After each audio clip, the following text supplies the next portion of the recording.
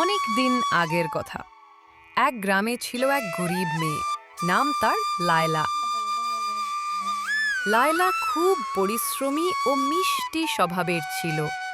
প্রতিদিন সে জঙ্গলে গিয়ে কাঠ কুড়িয়ে আনত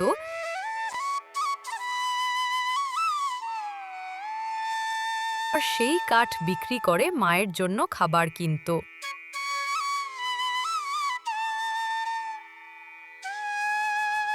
একদিন জঙ্গলে কাঠ কুড়াতে গিয়ে লায়লা দেখল একটি ছোট্ট পাখি জালের মধ্যে আটকে আছে।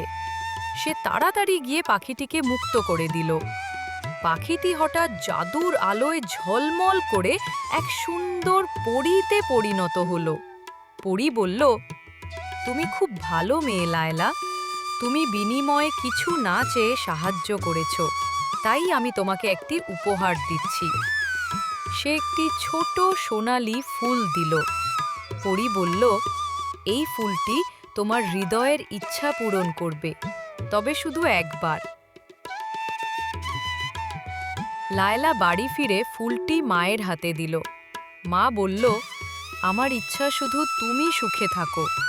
ফুলটি তখন উজ্জ্বল হয়ে উঠল আর মুহূর্তেই তাদের কুঁড়েঘরটি একটি সুন্দর বাড়িতে পরিণত হলো।